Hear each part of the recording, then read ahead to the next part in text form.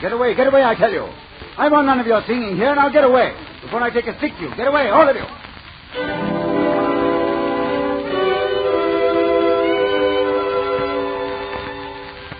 It was I who said those words, may heaven help my soul.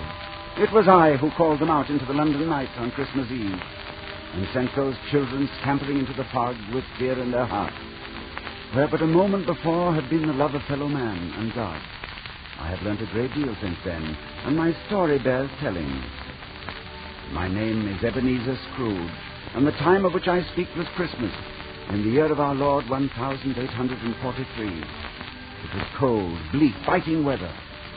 In my counting house, where I sat working busily over my ledgers, the fog came pouring in at every chink and keyhole. But I remember noting with silent glee that it had been a good year, and I was a much richer man. The city clocks had just struck 3, but already it was quite dark, and I had lit a candle to see by. My clerk had also lit a candle. The miserable wretch was warming his hands by it, wasting good time and money. I was just about to reprimand him when the door opened with a clatter. Merry Christmas, Uncle. God save you. Close that door. Do you want to freeze us out? I'm sorry, Uncle. Merry Christmas. Merry Christmas. And what reason have you to be merry? Heaven knows you're poor enough. Then what right have you to be sour? You're rich enough. This is a place of business, nephew. I'll thank you to leave us alone. No, don't be angry, Uncle. What else can I be when I live in such a world of fools? Merry Christmas. Humbug. What does it mean but a time for paying bills without money? A time for finding yourself a year older, but not an hour richer? If I had my way, every fool who goes about with Merry Christmas on his lips should be boiled in his own pudding and buried with a stake of holly through his heart. Now, get out. Uncle Ebenezer, if you'll only... Keep Christmas in your own way and let me keep it in mine. But that's just it. You don't keep it. I came to ask you to have dinner with us tomorrow. Thank you, nephew. I'll starve first. But why? We don't want anything from you. We ask nothing of you. Really? Not even a gift for your charming wife?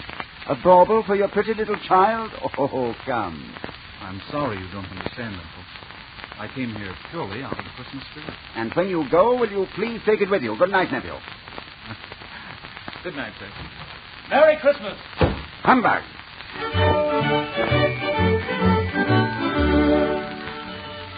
Mr. Scrooge, sir. Well, Cratchit, why aren't you working at your desk? If you please, sir, there's a gentleman to see you about a charity. Charity? It's time for clothing. That's what I told him, sir. Good evening, sir. Scrooge and Marley's, I believe. Have I the pleasure of addressing Mr. Scrooge or Mr. Marley? Mr. Marley has been dead these 7 years. He died 7 years ago this very night. On Christmas Eve? Oh, a pity. But we have no doubt his liberality is well represented by his surviving partner. Mr. Marley's liberality was matched only by my own. As you know, Mr. Scrooge, at this festive season of the year, we attempt to make some slight provision for the poor and the destitute. Many thousands are in want of the common necessities of life, and many thousands are in want of common comfort, sir. Oh, dear, dear. Are there no prisons? Why, yes, sir. Plenty of prisons. And the union workhouses, aren't they still in operation? Yes, they are, sir. Oh, but I was afraid from what you said that they weren't. I'm very glad to hear it. Oh. Now, what shall I put you down for, sir? For nothing.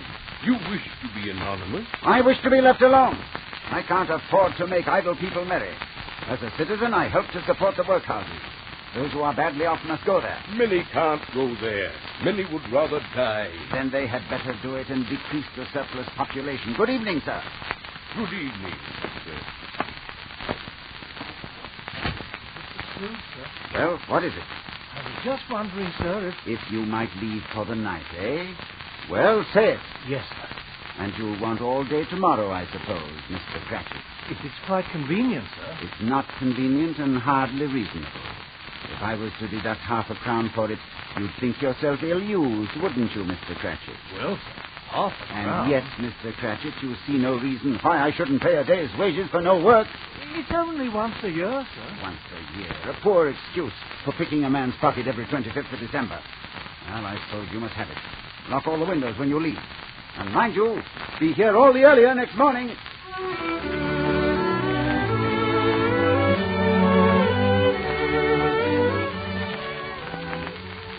I felt no twinge of conscience that fateful Christmas Eve, no pang of remorse, no sense of guilt, for I had never known these weakling sentiments.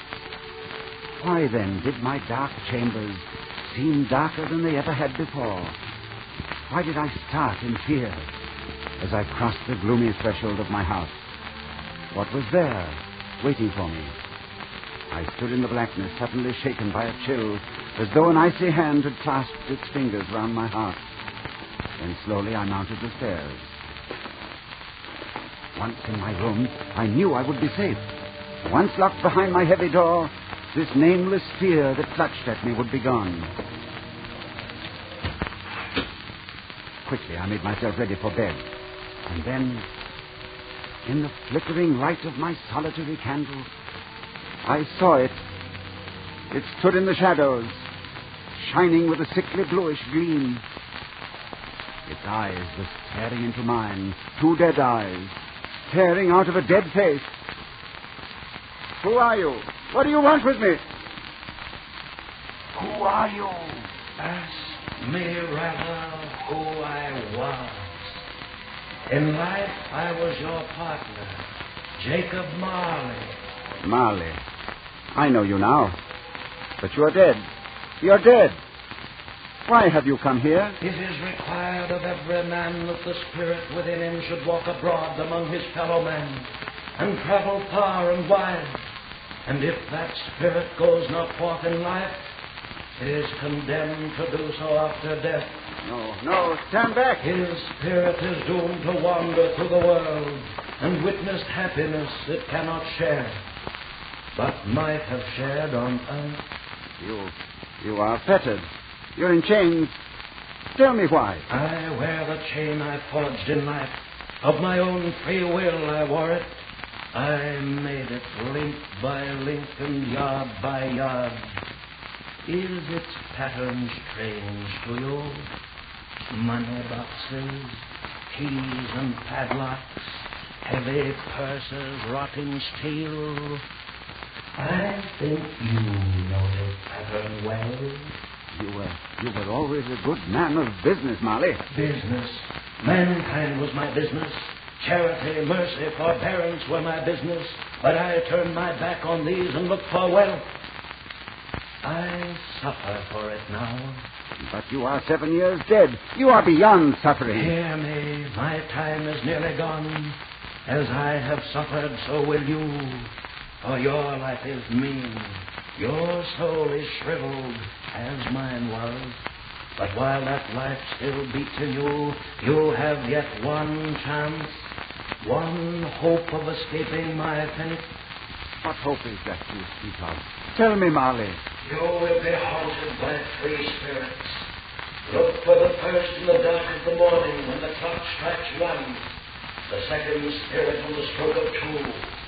The third will come when the bell tolls 3. Look to see me no more, but remember well what I have said.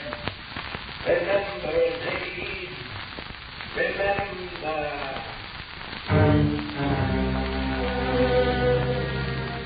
How long I slept, I do not know.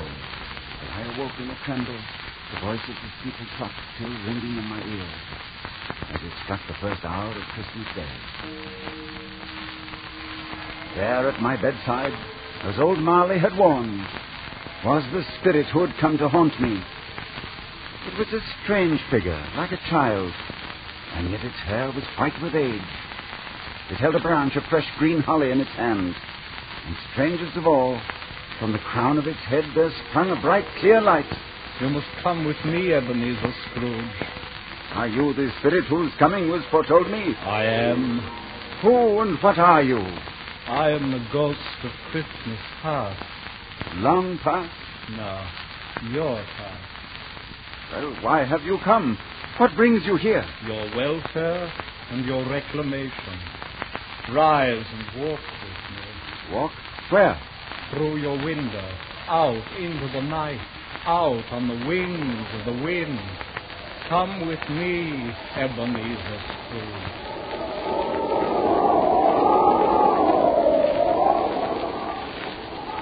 Wait. What place is this? Where are we? Look there below and tell me what you see. I see a school, a cold and draughty hall. I see a long, bare, melancholy room in which a boy sits reading. A solitary child, neglected by his friends, for they have all gone home for Christmas. He wants to cry, but doesn't dare. Now he lifts his head. I see his face. His name? His name is Ebenezer Scrooge.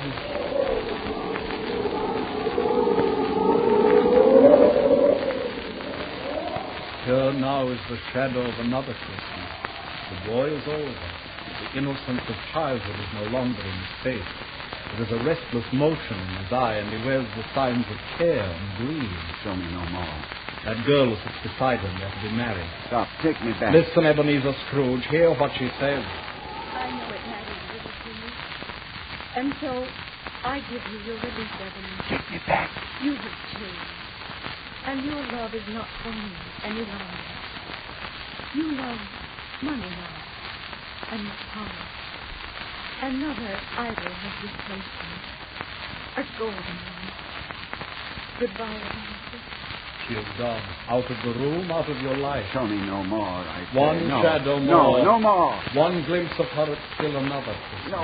Happy in a home that might have been yours. No. Laughing with her children who might have been your children. No, leave me. Haunt me no longer. Do you hear? Haunt me no longer.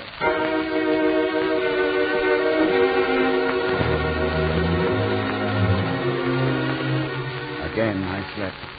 Again the steeple clock tolled out the hour on the Christmas morning air.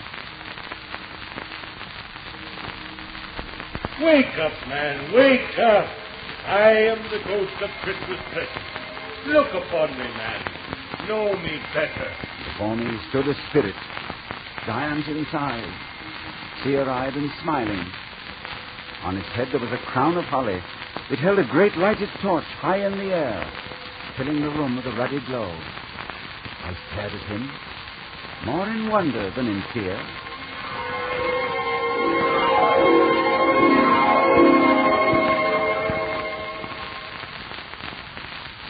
And then the second spirit laughed. Have you never seen the like of me before? Never. What? You've never walked with my brothers? Have you many brothers, Spirit? More than 1,800. One for every Christmas since the first. Will you come with me, man? I've seen the Christmases of the past. They brought me no joy. Oh, come along, man, come along. I will show you the Christmas of today.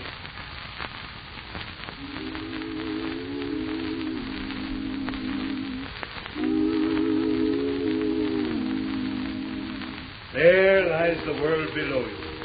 Look, Ebenezer Scrooge, and tell me what you see. I see the brightness of a million fires burning on a million hearths. I see families joined together. Making merry. Over nothing. I see children with their bright new toys. Laughing. And invalids on their sick beds. Smiling with new hope. I see a place where miners live, who labor in the bowels of the earth. And even they are happy on this night. Yes, they appear so. And there at sea, look, a ship tossed by the wind. And on the ship 2 sailors join hands. To wish each other joy. Yes, all this I see. And all this is the spirit of Christmas.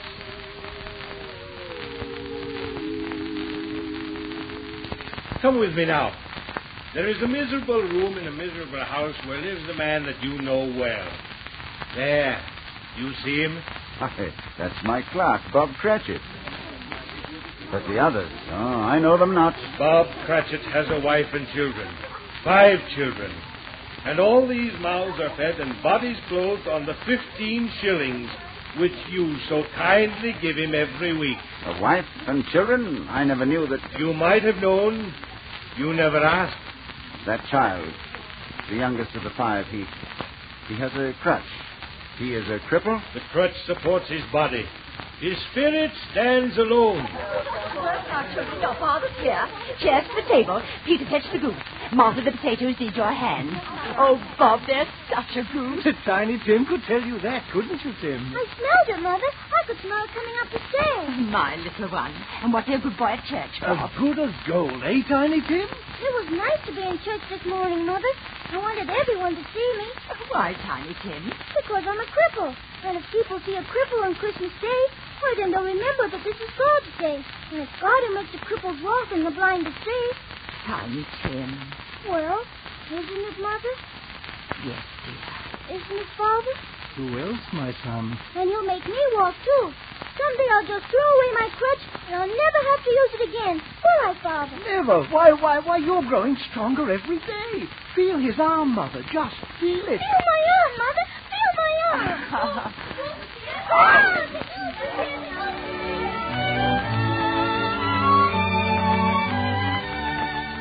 A poor feast. A goose no larger than your hand might cover. But the Cratchits are not hard to please. There never was such a goose. I don't believe there ever was such a goose cooked. The tenderness, the flavor. And the stuffing. And now the pudding. A very small pudding for so large a family. A wonderful pudding, wonderful. Children, I regard this pudding, I say, as the greatest success achieved by Mrs. Cratchit since our marriage. Hooray! And now a toast. A Merry Christmas to us all, my dears. God bless us. Merry Christmas, my dears. God bless us, everyone.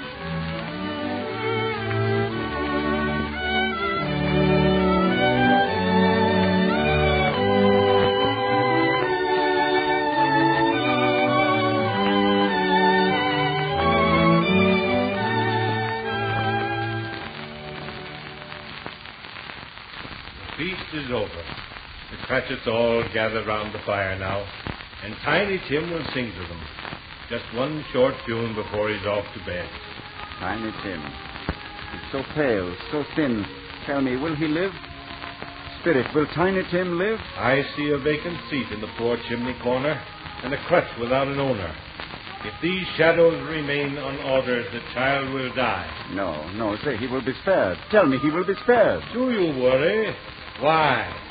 If he be like to die, why then he had better do it and decrease the surplus population. Spirit, stop, don't go. There must be others in the world, poor and in want. Are there no prisons? Hear me, they can be helped. Are there no prisons? Are Spirit. there no workhouses? Spirit, stay, come back. Come back.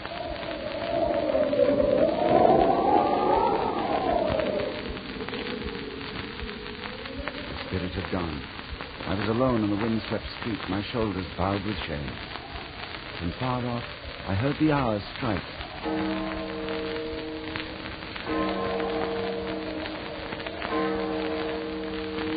And looking up, I beheld the third of the spirits. It was a phantom, shrouded in a long black robe. A hood concealed its face, but from the folds of the robe a thin white hand was outstretched toward me, beckoning.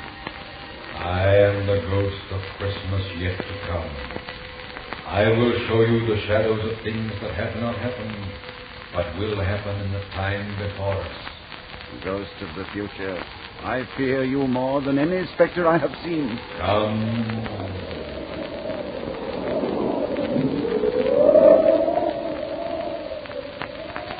Look there. Do you know this street Ebenezer Scrooge? I do. My business is here. But that building is strange to me. It will be built in years to come. Do you know those two men walking there? I know them well. They are my friends. Hear what they say. Well, old Christ has got his own at last, eh? Well, so I hear. When did he die? Last night, I believe. What was the matter with him? I thought he'd never die. What's he done with his money? Oh, I don't know. Left it to his business, probably. Well, I'm sure he wouldn't give it away. Gold, isn't it? Did you hear, Ebenezer Scrooge? What man is that who died? They did not say his name. Come.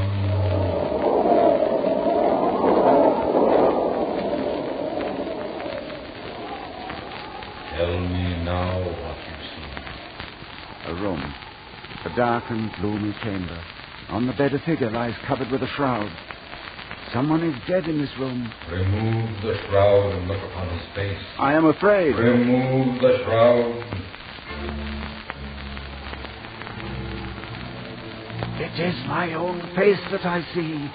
My own. You are dead, Ebenezer Scrooge. Why am I alone? Why is there no one here? There are none to mourn you. Not one voice lifted in prayer. Not one tear shed. Alone in the dark forever. Alone. No, there must be someone. I have friends. Those men we heard upon the street, they were your friends. Come.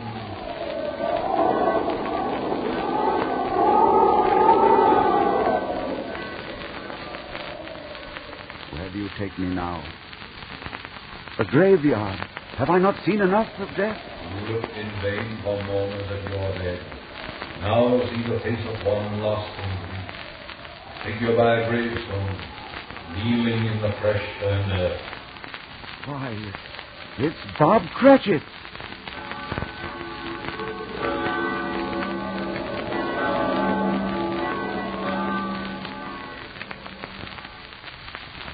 It's Bob Cratchit kneeling there, but why? Why? Death has passed his humble house and laid a wreath upon his step. It's a grave. It's such a small grave. Is it? Did Tiny Tim die? Hear the father mourning for the son. I wish that you could see this place, Tiny Tim. There's grass here such as you've never seen before. And flowers, too, and birds. You'll like it here, Tiny Tim. There'll be no pain, and you can throw your crutch away at last. And you won't be alone either, for I'll come here every Sunday as I promised.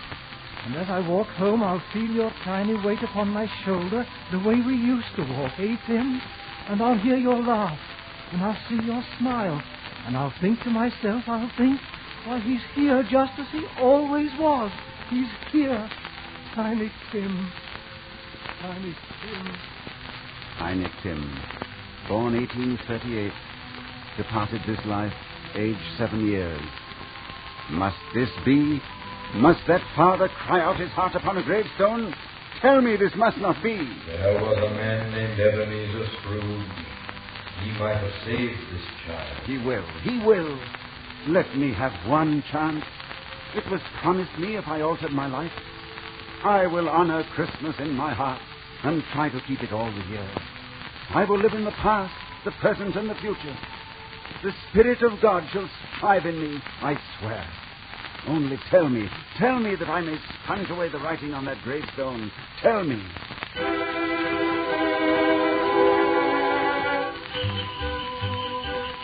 Suddenly I was back in my room, and the sun was streaming through the window. I had a sudden fear that Christmas Day had passed. With a cry, I sprang from my bed and threw open the window. You there, boy. What day is this? Eh? What day? Today? Why, it's Christmas Day. Christmas Day. I haven't missed it. Hello there, my fine fellow. Hello. You know the poulterers at the corner? I should hope I did. Oh, an intelligent boy. Have they sold the prize turkey that was hanging there? What? The turkey as big as me? Ha ha, delightful boy. It's a pleasure to talk to you. Is it still there? It's hanging there now. Then go and buy it, boy. Yahoo. No, I'm in earnest. Here's the money. Go and buy it. Tell him to send it to Bob Cratchit's house. And whatever's left is for you. And hurry, boy, hurry. I've been invited to my nephew's for dinner. I'm going. And, boy, Yes, sir. Merry Christmas, boy. Merry Christmas.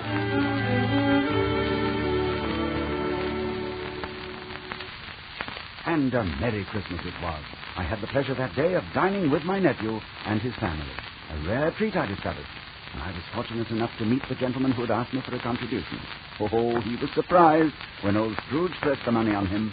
And Cratchit, I had the double pleasure of raising his salary to such a figure that his eyes bulged almost from their sockets. A rare day, a rare treat all around.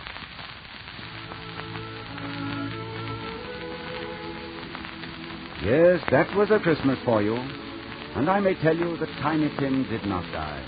He's well and growing stronger day by day. A fine boy. I'll see him tonight at dinner, for this is Christmas once again.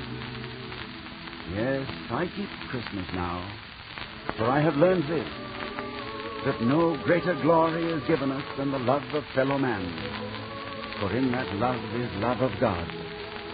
May we keep Christmas always. May its fires burn forever in our hearts. And so, as Tiny Tim observed, God bless us every one.